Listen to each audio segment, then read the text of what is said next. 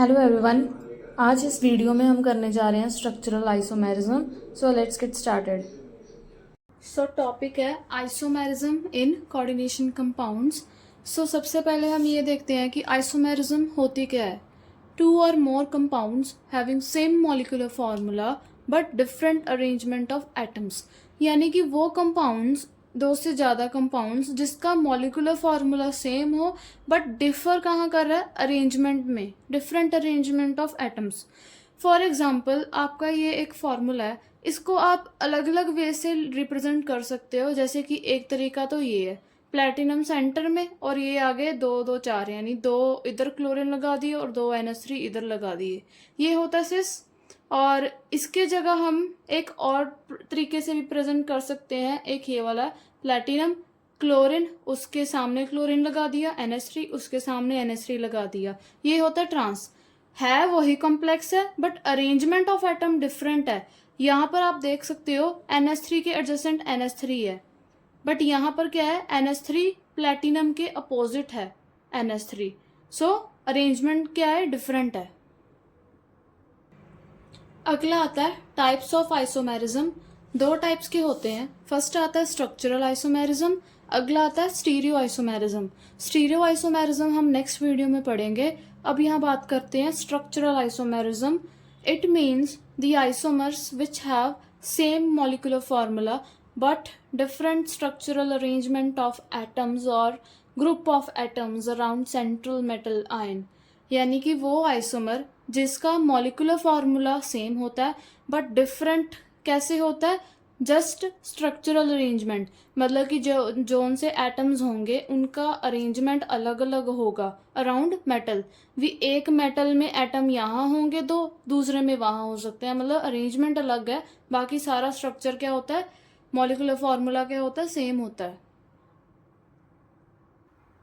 सो अगले आते हैं टाइप्स ऑफ स्ट्रक्चरल आइसोमेरिज्म।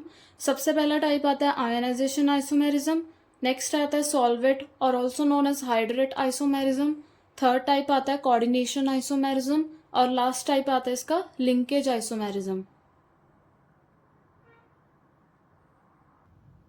सो पहली टाइप आती है हमारी आयनाइजेशन आइसोमेरिज्म। इसका क्या मतलब होता है, compounds which have same molecular formula but give different ions in solution, मतलब वो कंपाउंड्स जिनका मॉलिक्यूलर फार्मूला एक जैसा होता है बट अलग अलग आयन्स सॉल्यूशन में देता है। जैसे ये एक कॉम्प्लेक्स है, इसको हम 2 तरीके से लिख सकते हैं। एक तो ऐसे जिसमें SO4 बाहर है, कोऑर्डिनेशन स्फीयर में ये कुछ गिवन है, और या तो हम ऐसे भी लिख सकते हैं जिसमें ब्रोमीन बाहर है। अब इनको अगर हम स्प्लिट करें, एक बात ध्यान में रखनी है कि कभी भी कोऑर्डिनेशन स्फीयर यानी इसके अंदर जो भी है ये अलग अलग नहीं होंगे, ये एक साथ ही बाहर जाएगा।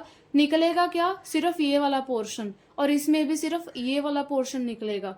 और इसकी वैलेंसी क्या होती है, आयनाइजेबल होती है, इजिली आयन फॉर्म कर सकता है सॉल्यूशन में। सो अगर इसको स्प्लिट करें तो हमारे पास कौन सा आयन आएगा, सल्फेट आयन्स SO4 और 2 नेगेटिव, और इधर क्या आएगा आयोनाइजेशन के बाद, ब्रोमाइड आयन, यहाँ पर आएगा ब्रोमाइड आयन।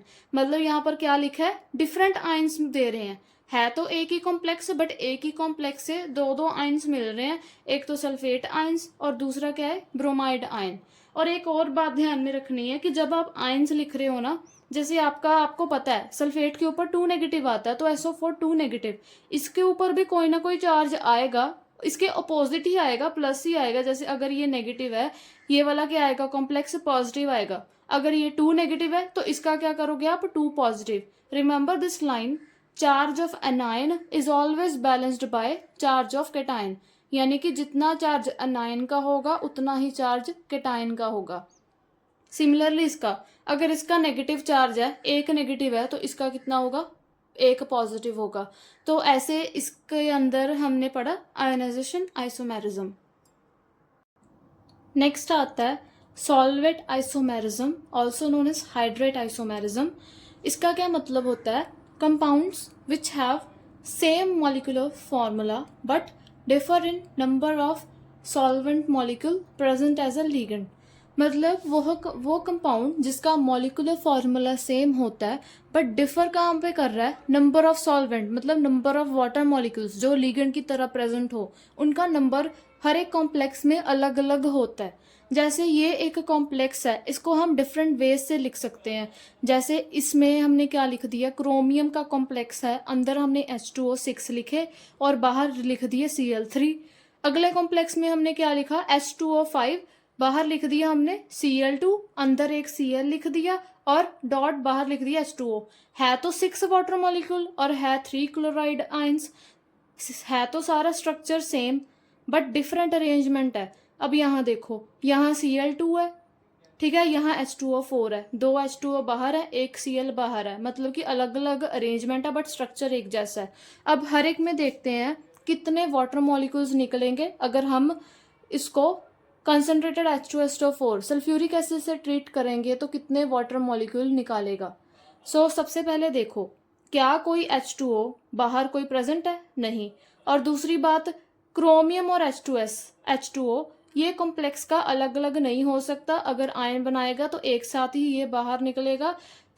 यहाँ पर it do not lose any H2O, क्यों, क्योंकि यहाँ बाहर कोई भी H2O नहीं प्रेजेंट अगर हम इसको H2SO4 से ट्रीट करेंगे। दूसरी बात, क्या निकलेगा, 3 chloride ions precipitated, 3 Cl negative बाहर निकलेंगे क्योंकि ये ऑलरेडी बाहर थे, इजीली स्प्लिट हो जाएंगे। अगला कॉम्प्लेक्स देखें, यहाँ कितना वाटर मॉलिक्यूल लूज होता है, एक, क्यों, क्योंकि यहाँ पर सिर्फ एक H2O है।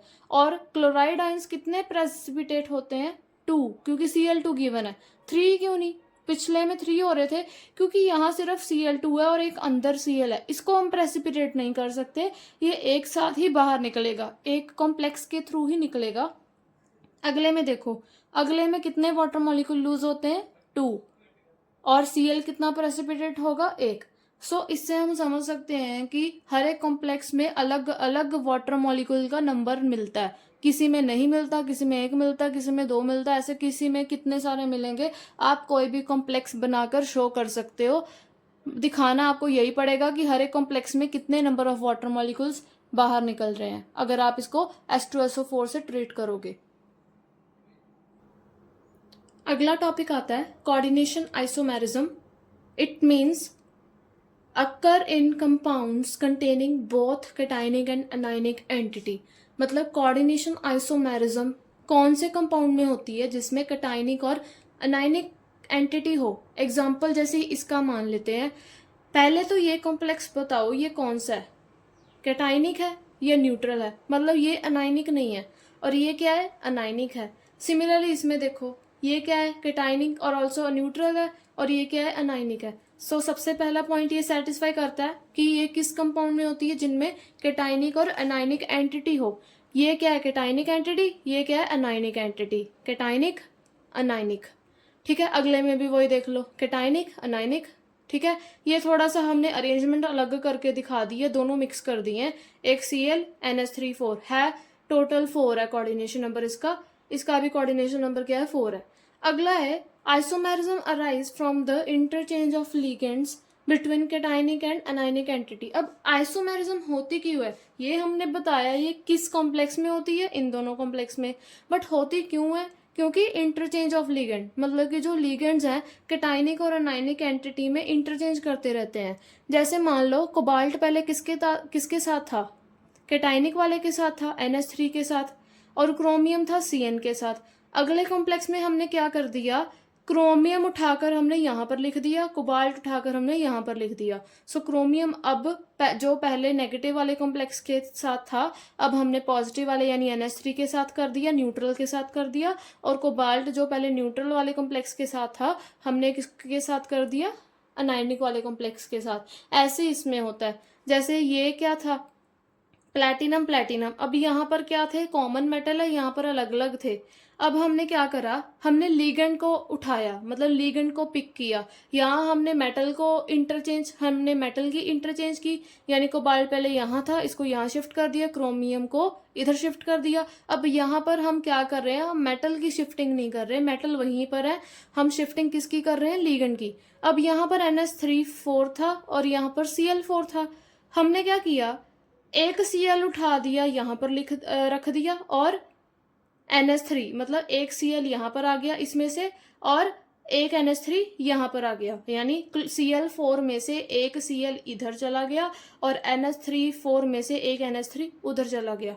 तो आप खुद बताओ, अगर एक NH3 यहाँ से चला जाएगा तो NH3 रह जाएगा और एक Cl यहाँ पर आ जाएगा तो Cl, मतलब ये आ गया ऐसे कॉम्प्लेक्स। ये हम दूसरे तरीके से भी समझ सकते हैं। क्या कर सकते हैं हम कि Cl4 में से Cl3 यानी 3 Cl उठाए और यहाँ पे रख दिया और सिमिलरली 3 NH3 उठाए और यहाँ पर रख दिया।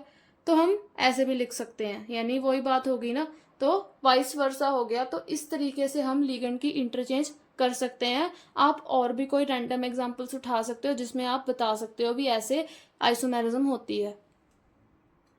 लिंकेज आइसोमेरिज्म, इसका क्या मतलब होता है? Compounds which have same molecular formula but differ in mode of attachment of ligand to metal atom, यानी कि वो कंपाउंड्स जिनका मॉलिक्यूलर फॉर्मूला एक जैसा होता है बट डिफरेंस कहाँ से होता है कि उनका जो लिगेंड है, मोड ऑफ अटैचमेंट मतलब कि लिगेंड है मेटल के साथ अलग अलग एटम के थ्रू अटैच होता है, mode of attachment he different है। और दूसरी बात, ये आइसोमेरिज्म कौन से लिगेंड में होती है? एम्बीडेंटेड लिगेंड, यानी वो लिगेंड जो एक से ज्यादा एटम के थ्रू मेटल के साथ, एक ही मेटल के साथ एक से ज्यादा एटम के थ्रू बॉन्ड करे। जैसे एग्जांपल है SCN, इसको हम बोलते हैं थायोसाइनेटो। अगर इसमें सल्फर अगर मेटल के साथ बॉन्ड करता है तो थायोसाइनेटो, और या फिर अगर ये मेटल के साथ नाइट्रोजन बॉन्ड करेगा इसी कॉम्प्लेक्स का तो आइसोथायोसाइनेटो। मतलब यहाँ क्या दिख रहा है हमें? Different attachment of ligand. पहले सल्फर बॉन्ड कर रहा था, दूसरे में नाइट्रोजन। अगला आता है नाइट्राइटो ग्रुप का, अगर मेटल के साथ N बॉन्ड कर रहा है तो नाइट्राइटो N, अगर O बॉन्ड कर रहा है तो नाइट्राइटो O।